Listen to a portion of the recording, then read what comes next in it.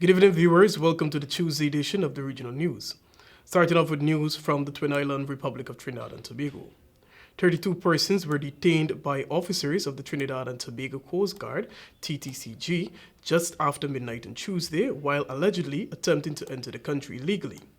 In a statement on Tuesday, the TTCG said its officers were on patrol along the southern coast of Trinidad when a vessel crossed the shared border with Venezuela.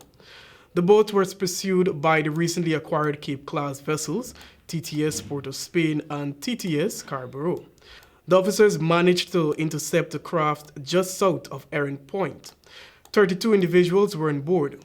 According to the TTCG, those persons were detained and processed in accordance with health and immigration protocols. Still in Trinidad and Tobago, a boy, his dad, and his aunt have been hospitalized after an alleged arson acid attack at Phase 5 BEETHAM Gardens, Trinidad.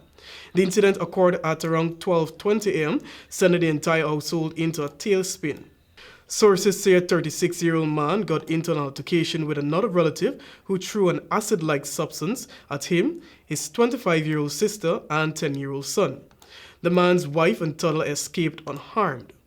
Moments later, smoke was seen emanating from their single-story house, which was completely destroyed, and the injured three were subsequently taken to the hospital with first-degree burns. The Democratic Labour Party wants justice for the electors it believes were slighted in the just completed general election. Insisting that apologies in some corners are not enough, the DLP wants the board members of the Electoral and Boundaries Commission, EBC, to step down. In a press statement, the Democratic Labour Party, DLP, called on the chairman of the Electoral and Boundaries Commission, EBC, Leslie Haynes, and other commission members to resign.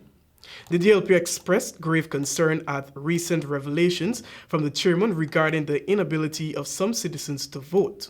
The party said the EBC was at fault for the disenfranchisement of thousands. On election day, Haynes apologized to members of the electorate who were omitted from the general polling day list because they were scheduled to work and were on the special polling day list, but due to unforeseen circumstances, they were unable to vote early and subsequently unable to vote at all.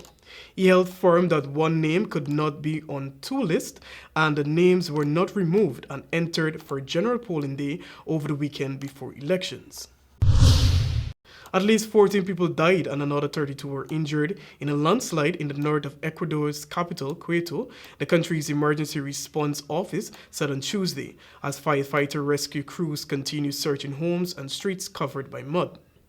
Torrential rains on Monday night caused a buildup of water in a dredge near the working-class neighborhoods of La Casca and La Cuma, sending mud and rocks down on residents and affecting electrical provision. Authorities said late on Monday night, 9 people were missing and 32 were injured.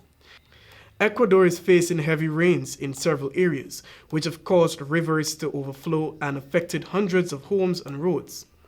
Rains in Kuwait on Monday were equivalent to 75 liters per square meter, the highest figure in nearly 2 decades. That's all for tonight's edition of the Regional News. I'm Joel Vogt. Thank you for watching.